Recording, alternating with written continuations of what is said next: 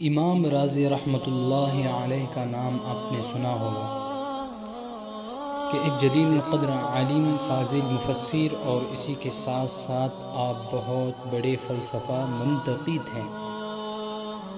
آپ نے محبت خداوندی کے خاطر ایک اللہ والے سے بیعت کی۔ شیخ نے اذکار و وظائف بتائے، رات میں اٹھ کر تہجد پڑھنے کو کہا، ذکر کرنے کا حکم دیا۔ امام راضی رحمۃ اللہ علیہ حکم کے مطابق جب ذکر کے لیے رات میں بیٹھتے تو ان کو ایسا محسوس ہوتا تھا کہ ان کے اندر سے ایک دھواں نکل رہا ہے۔ انہوں نے چند دن تو دیکھا، اس کے بعد اپنے شیخ کے پاس جا کر شکایت کی کہ حضرت، میں ذکر کرتا ہوں تو مجھے ایسا محسوس ہوتا ہے کہ میرے دل کے اندر ایک آگ ہے، اس کا دھواں نکل کر میرے منہ سے باہر جا رہا ہے۔ شیخ نے کہا کہ اللہ کی محبت کی آگ ہے جو دل میں لگ رہی ہے اور تمہاری فلسفہ اور منطقی کے علوم کو جلا رہی ہے، اسی کا یہ دھواں ہے۔ امام راضی رحمۃ اللہ علیہ جب یہ بات انہوں نے سنا تو بڑا افسوس ہوا ان کو، اس لیے کہ ان علوم کے پیچھے تو عمر لگا دی تھی، ان لوگوں نے زندگی کھپائی تھی، بڑا پیسہ خرچ کیا تھا، اس میں رات رات جاگتے رہتے تھے، اپنا سارا آرام اور عیش اس کے پیچھے گوا ڈالا تھا، یہاں تک کہ دنیا میں منطقیوں اور فلسفیوں کے امام قرار پائے تھے۔ تو امام راضی رحمۃ اللہ علیہ نے کہا کہ اتنا سارا علم جو میں نے اتنی محنت اور مجاہدے سے حاصل کیا ہے، اگر وہ جل کر خاک ہو جاتا ہے تو یہ مجھے منظور نہیں ہے، اس لیے واپس چلے آئے۔ لیکن آگ تو اندر لگ چکی تھی نا، وہ ایک چنگاری کی شکل میں اندر دبی رہی۔ زمانہ گزرتا رہا، پھر ایک وقت وہ آیا جو ہر انسان کے لیے اللہ نے مقرر کر رکھا۔ وہ وقت کون سا تھا؟ وہ موت کا وقت تھا۔ جب وہ موت کا وقت ان کا قریب آیا تو موت کے وقت شیطان بہکانے کے لیے آیا اور اس نے امام راضی رحمۃ اللہ علیہ سے بحث شروع کر دی کہ تم اللہ کو ایک مانتے ہو تو بتاؤ اس کی دلیل کیا ہے؟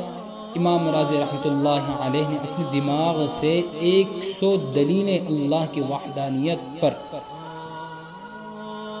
فلسفیانہ اور منطقیانہ تیاری کی تھی۔ ایسی 100 دلیلیں امام راضی رحمۃ اللہ علیہ نے شیطان کے سامنے پیش کر دی، لیکن شیطان تو ان سے بھی بڑا فلسفہ تھا نا، اس نے اس دلیل میں نقص و عیب نکال دیا۔ امام راضی رحمۃ اللہ علیہ نے کہا کہ یہ دلیل چھوڑو، دوسری دلیل لو۔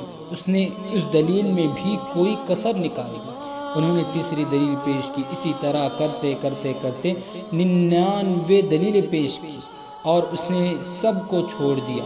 اب روح قبض ہونے والی ہے، شیطان ادھر بہکانے میں مشغول ہے، امام راضی رحمۃ اللہ علیہ کی روح قبض ہونے والی ہے اور ادھر شیطان بہکانے میں مشغول ہے۔ اسی وقت اللہ تبارک و تعالی نے ان کے شیخ کو الہام کیا، وہ اس وقت وضو کر رہے تھے، ان کے قلب پر الہام ہوا کہ تمہارے وہ مرید جو آئے تھے تمہارے پاس اور تم نے میری محبت کی آگ ان کے دل میں لگا دی تھی، لیکن وہ پھر بھی واپس ہو گئے تھے۔ آگ لگ جانے کے بعد میں کسی کو محروم نہیں کیا کرتا۔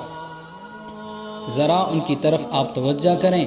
امام راضی رحمۃ اللہ علیہ کی وہ گفتگو جو شیطان کے ساتھ چل رہی تھی، اللہ نے ان بزرگ کو پہنچا دی۔ شیخ کو آواز آئی اور وہ سن رہے تھے۔ شیخ نے کہا کہ یہ کیا بحث و مباحثہ میں مبتلا ہو، کیوں نہیں کہہ دیتے کہ میں بے دلیل خدا کو ایک مانتا ہوں؟ یہ دلیل، وہ دلیل، یہ کیا دلیل ہے؟ اللہ نے کہا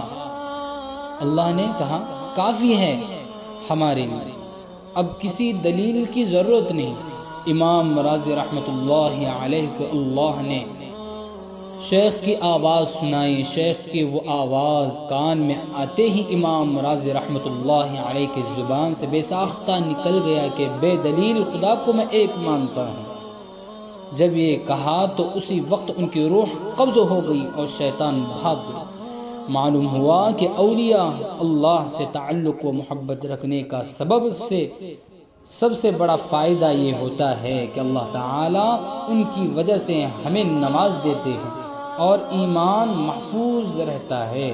جو اس راستے پر چل پڑا، جو اس راستے میں داخلہ لے لیا، وہ کبھی محروم نہیں ہوگا۔ اللہ کبھی نہ کبھی کسی کو محروم کریں۔ اللہ تعالیٰ کبھی نہ کبھی اس کو یہ بات پہنچا دینی تھی۔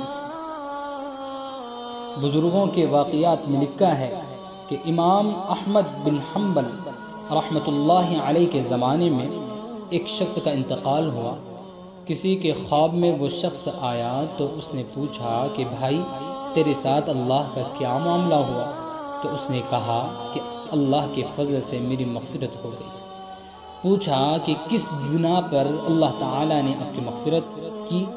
کہا کہ ایک دفعہ ایسا ہوا کہ مجھے وضو کرنے کی ضرورت پیش آئی تو میں وضو کرنے کے لیے ایک نہر کے کنارے پہنچا۔ میں نے دیکھا کہ نیچے کی طرف امام احمد بن حنبل بیٹھے ہوئے اور وضو کر رہے ہیں، تو میں نے یہ خیال کیا کہ وہاں وضو کر رہے ہیں، مجھے بھی وضو کرنا ہے۔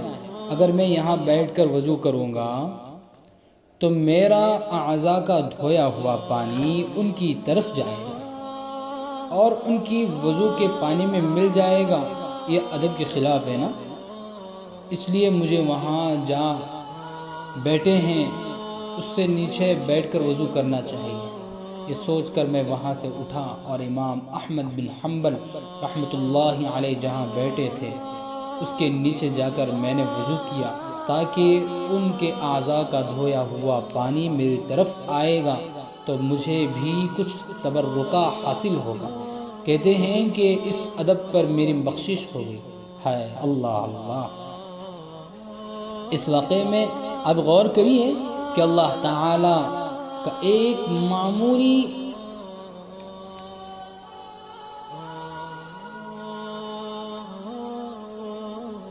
معمولی سی صرف ادب کرنے کی وجہ سے اللہ تعالی نے مغفرت کر دی۔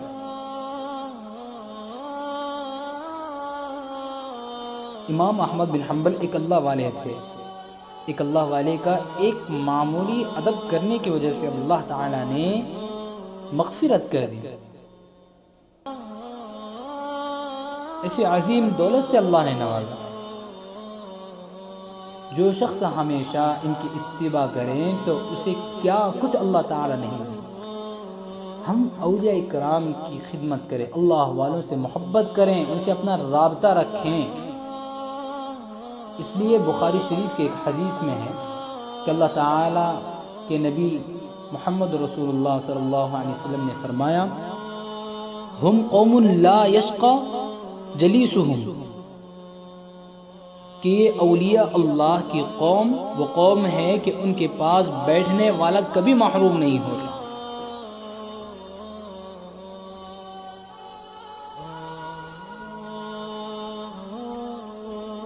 اے اللہ کے جاننے والوں، اے اللہ کے ماننے والوں، اے اللہ کے چاہنے والوں، اگر تم واقعتاً اللہ کے طالب ہو تو جاؤ اہل اللہ کی صحبت اختیار کرو، اس سے اللہ تعالیٰ کی محبت تم میں بھی منتقل ہو جائے گی۔